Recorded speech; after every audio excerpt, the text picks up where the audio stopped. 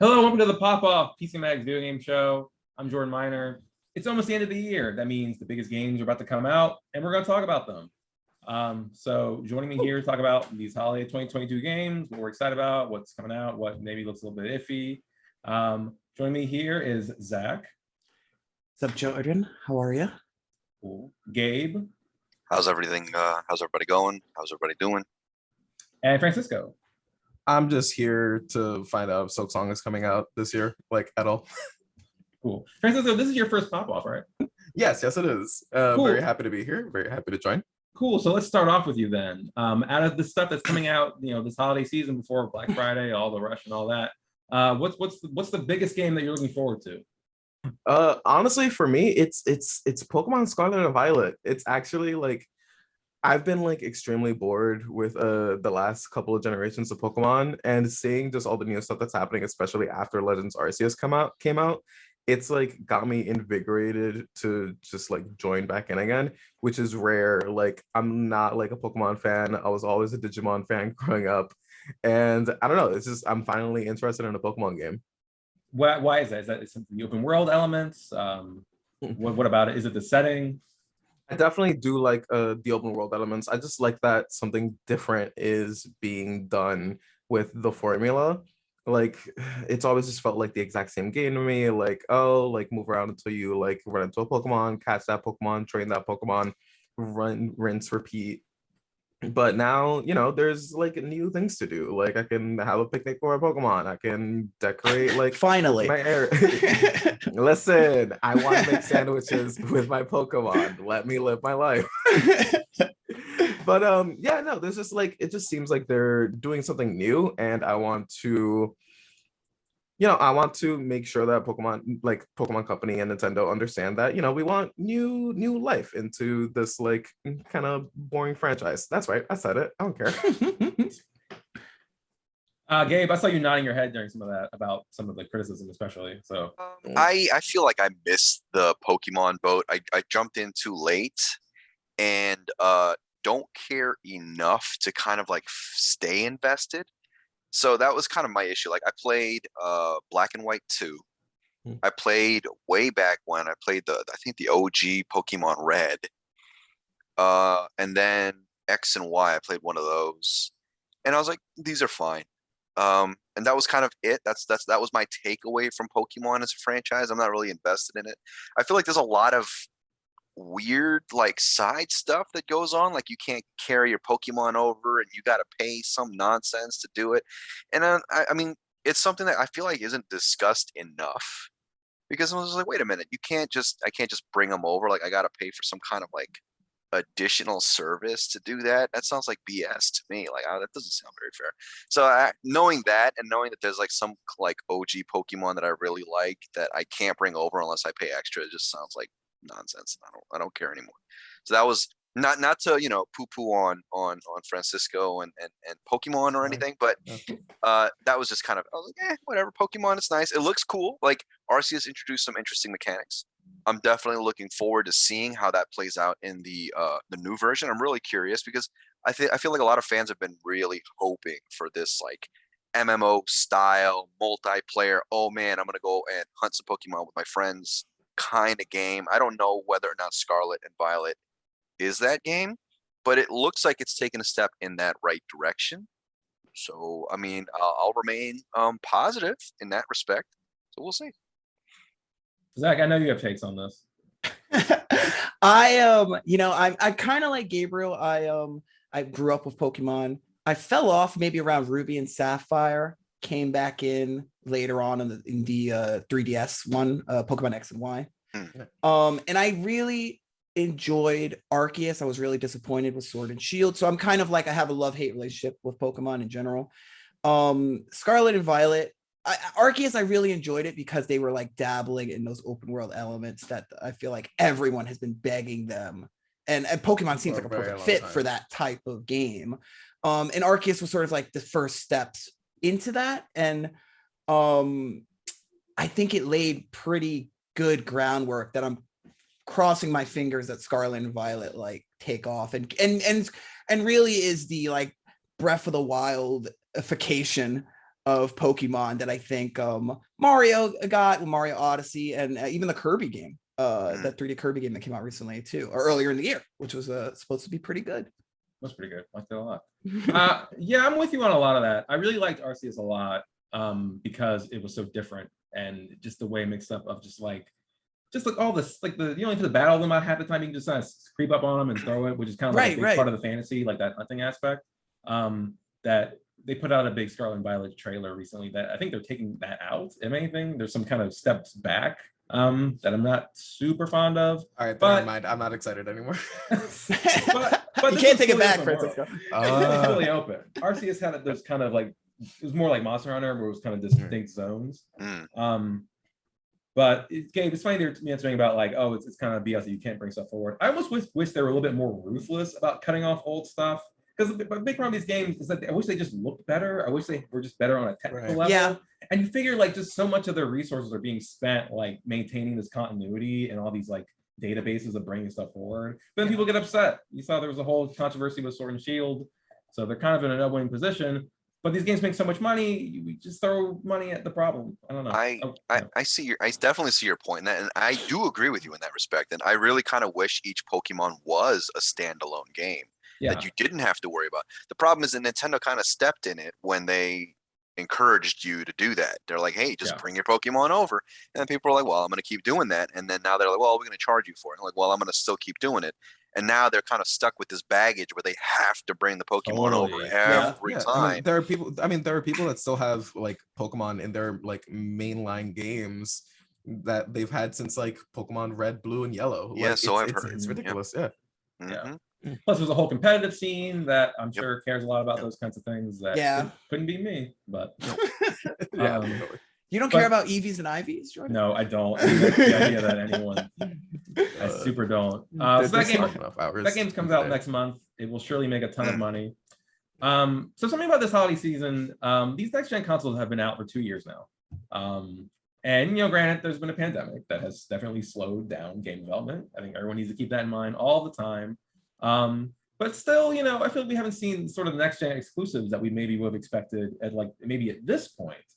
But the big PS5 game coming out is of course God of War Ragnarok, also coming to PS4.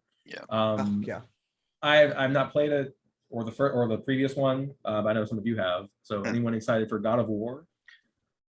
I will say that I'm not excited for it, but I'm also very cynical because I feel like it doesn't feel like the same games that I kind of grew up playing. Like the OG God of War 1 through 3 was very, I guess, in that Devil May Cry sort of genre where you just go in there and you just mash buttons and you mix up your combos however you want. You get all these abilities that kind of complement that. And I mean, I guess in that same spirit, the new God of War games are like that. But I think at the same time, they also feel a little more limited, a little too grounded. I wasn't really a big fan of the enemy variety in the reboot.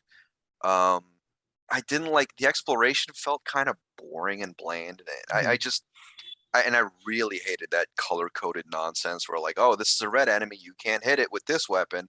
I just like that. I feel like that is the antithesis of the kind of combat that kickstarted this franchise. Where it's like, oh, you can do whatever you want with this enemy. You can use Medusa's head to petrify it in the air and watch it hit the ground and all kinds of stuff and use whatever weapon you like. Whereas this, it's like, hey, it's red and it's blue. And it's like, isn't this what everybody hated DMC for? DMC, the reboot? They're like, remember you have the angel weapons and the demon weapons? And it's just like, well, it's the red enemy, so you can't use the red weapon. You got to use the blue one. And it's like, oh, come on. This is not interesting game design. On the flip side, though, I am curious to see what they're taking from the reboot and expanding in this new one. This new one looks great. It's fantastic looking. And I feel like it ended kind of anticlimactically, the first rebooted game, because it didn't really go anywhere. It was just like, hey, we're going to the top of the mountain. End of the story. And it's like, oh, what about the Ragnarok stuff? And like, well, we'll get to that. And it's like, well, okay, it's here now. Let's see where it goes. Like, I want to see what all the gods are doing. What's Hel doing? What's Thor doing? What's Odin doing? Like, we haven't seen it. Just kind of heard about them in the background, and now it's like, okay, are we going to get them front and center, or is it going to be more of like, hey, we'll allude to them and we'll see in part 3? who knows? It's a good looking game. I do think that, like you were saying, Jordan, it's not totally next gen because it's still coming out on Right. PS4. Yeah. So But I that's don't think. fine. I'm not like offended by that. But, No, like, I'm some not people are. either. Yeah. I'm a not little either. offended by that. Oh, go ahead. I mean, that's fair. Yeah. Well, Wait, you're the let- one with the PS5. Like, come on. Yeah. Well, I'm a little offended Yeah. by that. I think that this I wasn't a huge fan of God of War because I in general, like, I played the older games and I thought they were good. And the reboot I thought was fine, but a little too grounded for my taste. And kind of like in that Sony fashion, I think ever since Uncharted and The Last of Us sort of set this template that has been followed by pretty much any and every first party Sony release. And I think God of War sticks to that that formula. I'm not that into it, but my enthusiasm for the sequel kind of disappeared when I found out a PS4 version was coming out. Same as Horizon, another game which I was like, okay, like this is fine, but my enthusiasm for the sequel dropped. And I feel like the older consoles, I know why they're putting them on the older consoles. No one has a PS5, everyone has a PS4. Also development, you're going to make more money when you put these games on older consoles, wider user base, et cetera, et cetera. But I feel like the game, I don't expect the game design to really stretch its legs out if it still has to compensate for the older generation of consoles. Like, it's still developing, it's still thinking with that base in mind, that base from 2013, 2014 now. So I don't expect it to be much different than the first God of War. I hope that I'm wrong, but the Horizon game was sort of different, I guess, but I feel like not different enough. It didn't feel next gen. I didn't feel like when I had it on the PS5, I was like, wow, I bought this system for this. I can't get this anywhere else. Like, I didn't feel that there hasn't been a game that gave me that next gen feeling. Right. Yet. Yeah, that's kind of what I was going at with Jordan's point, is that, like, I feel like there hasn't truly, like, even though it's going to be an improvement, the fact that it's still beholden to the PS4 is just like, you're going to get a PS4 game with right, and I expect a higher visuals. a higher resolution, stable frame rate, higher frame rate. But yeah, that's really the only benefits I could see from the two versions. What about you, Francisco? What do you think? Do you have any God of War takes? I was never like a super crazy God of War fan. I've played a couple of them, but never like, it was always like, oh, a friend has it and he's letting me borrow it for a weekend, like that kind of thing. So I don't have like super high like thoughts on it. I am interested in it, but I'm also haven't played the reboot yet. Or like the last game. I know it's on PC now, so I'm excited to eventually get down and play it. I'm also looking forward to see if they might re-release Ragnarok on PC, and then I can finally play it. Oh, they definitely are. They definitely are. Totally. For sure. Like, come on. Yeah. And then trying it then, because again, I am in that group of people, like Zachary was saying, that just doesn't have a PS5, does have a PS4, but does understand that it'll look better on a PC and it'll probably play better on a PC. So yeah. I've just always felt that reboot, like, compared to those old games, I kind of like those old games. I feel like as a Sony franchise, it has a lot of kind of personality. Like, Kratos is it's like an iconic character, right? But I just feel like that pivot in that reboot to this sort of soulfulness, like, however successful it is in the game itself, like, I just find so deeply unearned. The idea that Kratos can now be this like prestige anti-hero type character. Oh yeah, totally.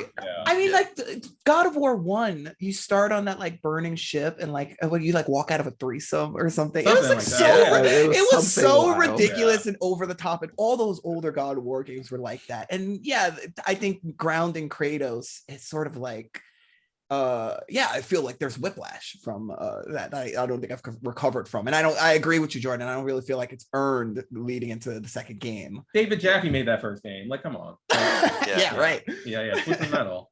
So speaking of a character action game that has not forgotten its really ridiculous roots, Bayonetta 3 is coming out this month. I've played some of that game. I've got to be pretty careful about how I talk about it. Exciting. So as long as we keep it somewhat limited, or just all of you talk about it and not me, who's excited for Bayonetta 3? I mean, we're in that preview period. You might be able to. Previews dropped today, I think. I think previews dropped. I have seen stuff on Twitter.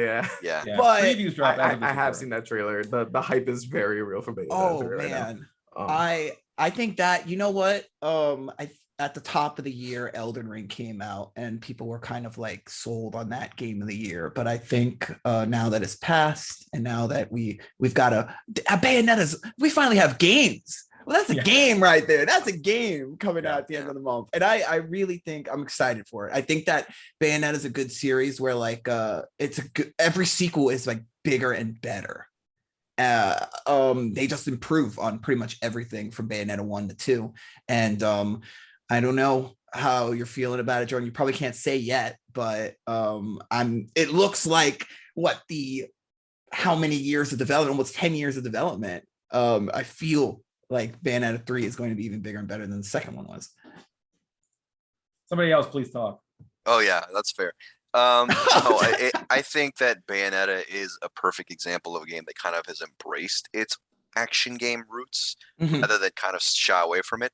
Like the story's always been kind of off the wall ridiculous, and this one doesn't really make that much sense to me either.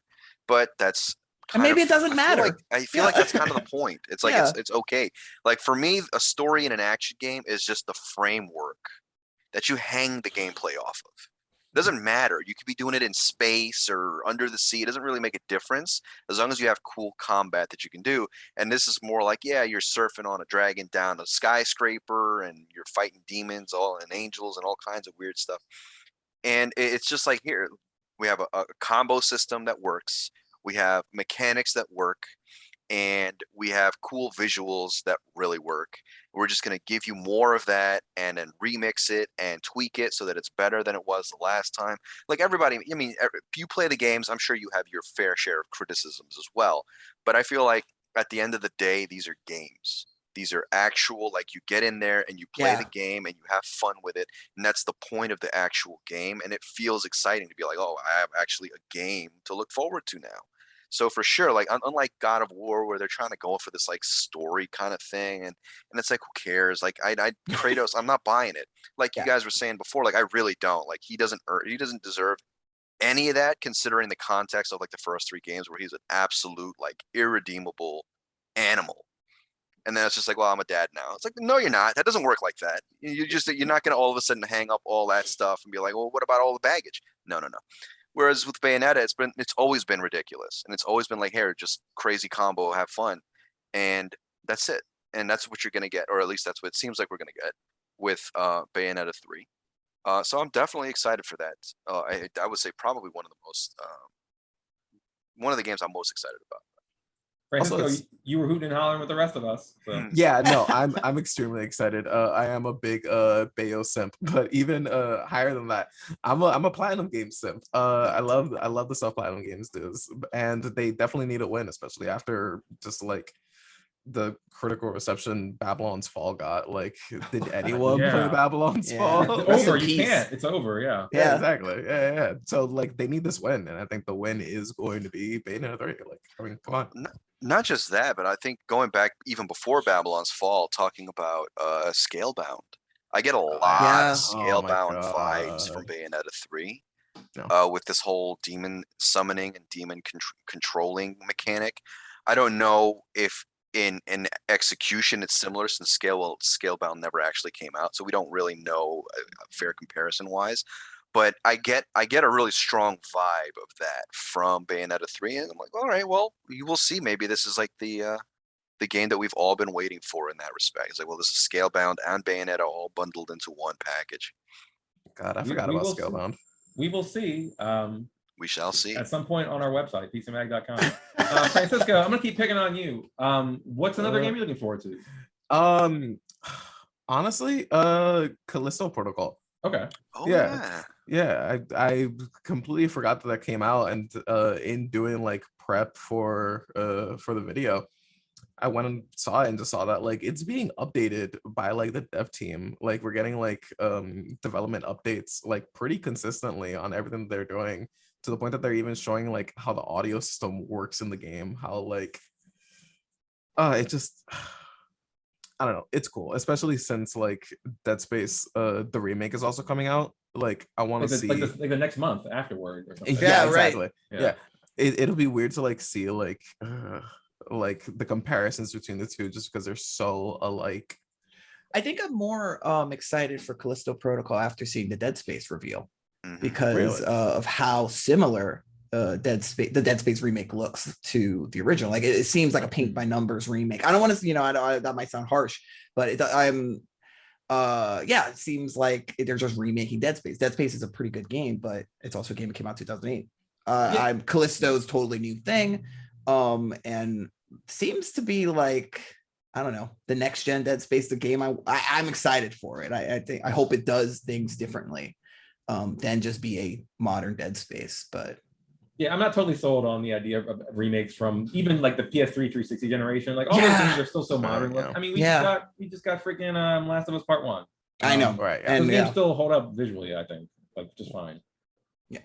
Oh, so you're saying you don't want Skyrim on PS5? I want it on my Alexa. Don't give Todd Howard any ideas. He's working on it if he's not, right? Oh yeah, I know he's definitely good. All right, let's do some more lightning round type takes on some stuff. Mario plus Rabbids, Sparks of Hope. Who's got opinion? Zach. I think Mario Rabbids was a game that was way better than it should have been. Agreed. And it was a hit when it came out with the Switch. Part of that, I think one of the greatest like launch years ever for a console, the first year of the Switch. So I'm excited for Mario Rabbids. I haven't seen enough of it, considering it's coming out on next week. 20th. As of this recording, next week. Cool. So I'm looking forward to it though. Cool. Sonic Frontiers. Gabe, you're shaking your head very violently. I will say that I've actually heard surprisingly positive preview impressions from people, but I am not a Sonic fan at all. I actually would go so far as to say I dislike the series. So I don't even care if this is good. I hate Sonic. I don't like Sonic. What a hot take. I feel like I've always disliked how the games, even the OG like side scrollers, looked compared to any other side scroll. Like they move too fast for what they want you to do in these games. Okay. So like you can't hide stuff off screen when I'm supposed to be whizzing past everything. Like it's like, well, that goes against the whole point of running fast. If I have to slow down and start looking for stuff. So that was just kind of my turn off when I was younger. And then these newer 3D ones, I just feel like they control like trash. So they're not really fun to play. I wish it was like, how about a Sonic game that like plays like Mario Kart, where you can. How about a Sonic game made by Nintendo? Something like where you can like run on tracks and like collect rings and stuff like you could in the older games and like bounce into enemies and stuff.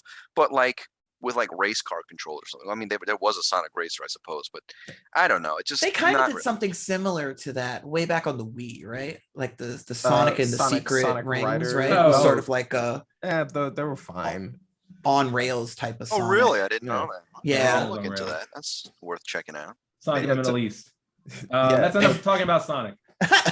We gotta limit the Sonic talk. Hey, listen, the song's a bop, all right? I got thrown off. I had a whole lot of momentum there going on. Gotham Knights, the new Batman game.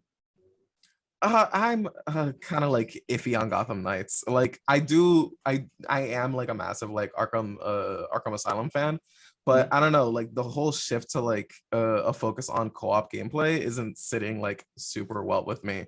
But after the way the last game ended, I don't know how they would like do it in any other way. You know what I mean?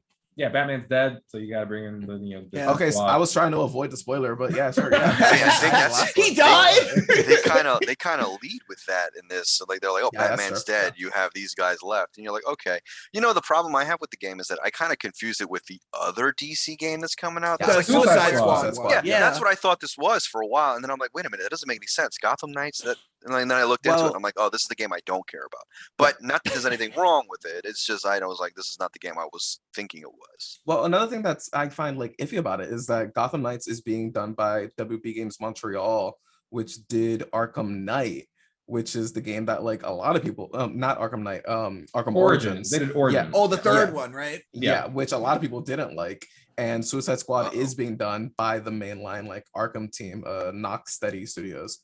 Yeah, so I don't know. I'm just like, I'm holding until I see like full reviews, and then I'm just gonna jump whole hog in. Yeah, that feels like a good Game Pass game. Yeah, like I'll and especially with the co-op, I'd wait for Game Pass. Good thinking. Yeah. That's smart. Let's see if WB is allowed to ever make any video games ever again as soon as their new CEO Oh, right, yeah. is done with Oh them. yeah. Speaking of horrible companies that sometimes make interesting products, Call of Duty Modern Warfare 2 Oh is yeah, this year's. that is. The only interesting thing about this to me is that this is the last one they're making because they're doing a break next year, kind of for the first time. Oh. Right. So this one better be good because it's got to hold people over for a little longer. People like that first Modern Warfare reboot. I thought it was cool. Cool. It was cool to see it kind of but like Call of Duty games are Call of Duty games. You love them, you probably gotta buy it, you know. I do have a copy. A friend of mine did send over a copy, so I'm waiting for that to unlock. But it's not a remake of Modern Warfare 2 because I feel like Modern Warfare 2 was the last Call of Duty I was really invested in. And that was like on the 360 in like what 2009 or something. Yeah. So this isn't, but this isn't a straight remake of that. No, this is sort of like the first the Modern Warfare reboot from like it's like right. Yeah. It looks pretty, and I actually prefer the single player COD. Once upon a time, I really liked the Infinity Ward Call of Duty story mode, but it's been a really long time since I've invested my time in a Call of Duty game. So this is me coming in almost like 10 plus years later. So I am looking forward to it, but I'm not like losing my mind about it. And for the single player, I can't even touch the multiplayer anymore. Also, Warzone is a battle royale that managed to make something happen. It got under the door before that was closed forever.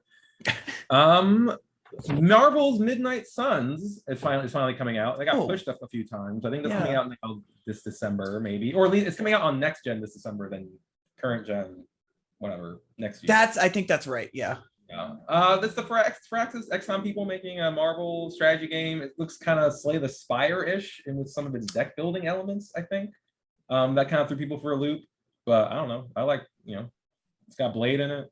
It's got right. It's they're using like the edgier Marvel characters, right? Yeah, because with the Midnight Suns angle. So yeah, but I'm kind of interested in that. I have that on my list. I'm cautiously optimistic because typically when we see Marvel characters, it's usually like the Ultimate Alliance type of games. It's a strategy game. I would be interested to see how it plays. I feel like I haven't seen enough of it, but it could win me over more so than the Batman game. Cool.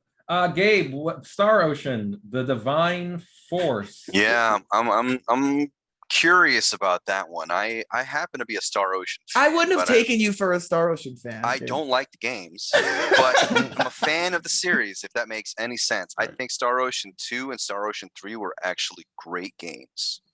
I think the story in Star Ocean 3 was utter trash, but the gameplay, like the moment to moment, was so much fun. I would go out of my way to find things to fight because it was such a good combat system that they kind of tried to bring back in 5, but it's just like they're not good stories to the point where they actually detract from the game. Like it genuinely is like, I don't want to play this game anymore because these characters are off and all they do is just like they're anime tropes, just the game. And it's like you would think it's such a cool idea, like Star Trek and with anime characters, and that's just not how these things play out. And that's just kind of my thing. Is that the gameplay could be good. It looks like it's an extension of like Star Ocean 4's gameplay, which is more like free running and evasion rather than defense, like 3 and 5.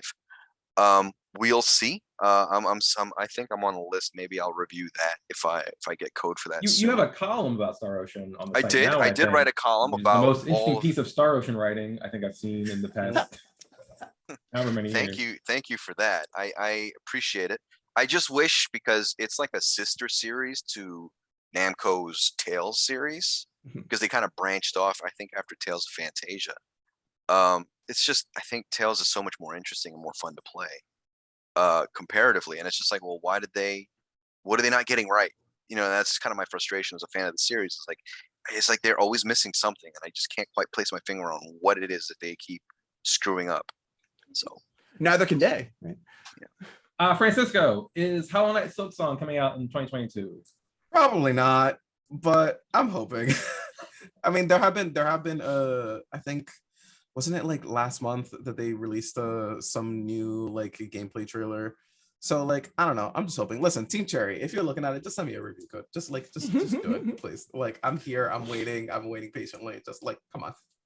Cool.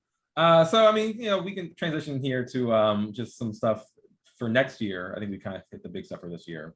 Breath of the Wild 2, Tears of the Kingdom. That's it for me. Whatever. Everything else, sure. Starfield. Yeah. Everything else is Connect your secondary. list, yeah. Yeah. What's the one game for everybody for next year? Zach or Francisco, you're already talking about. Sorry.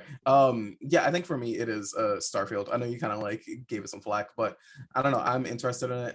I like space exploration games. Like I just want more space. Give me more space. Cool. Zach. Resident Evil 4. Aside from Zelda, but Resident Evil 4, the remake. Resident Evil 4, one of the perfect games ever made. So, and I loved what they did with the Resident Evil 2 remake. So I am optimistic about what they're going to do with 4. I don't think it's going to be a straight remake. I think they're going to do a lot of interesting things with it, modernize it in the right ways. And Capcom's been on fire lately, in my opinion. So I kind of trust them with the direction they're going. So fingers crossed. Cool. Gabe. Final Fantasy 16. I think a Final Fantasy with the I guess the gameplay of a Devil May Cry game. And like the political angle, kind of like it reminds me of Vagrant Story a little bit and Final Fantasy Tactics. I'm sold at that point. I'm happy with it, and it's got the guys from Final Fantasy 14 working on it, so know like it's being taken care of. So I don't have to worry. I really genuinely am not worried about this game. I'm looking forward to it, but it's a little bit off before we get some preview content. We'll see. I'm excited though. Cool. So video games are coming out all the time. All you got to do is just broaden your taste, and there's truly an endless amount of games to play at any given moment coming out or out right now. So we'll have coverage, I'm sure, of everything we mentioned here on PCMag.com. Francisco, Zach, Gabe, thanks for joining us. Woo! Thanks, Ryan. Thank you. Of course. Yeah. Give me Silk Song. And we'll talk to you next time.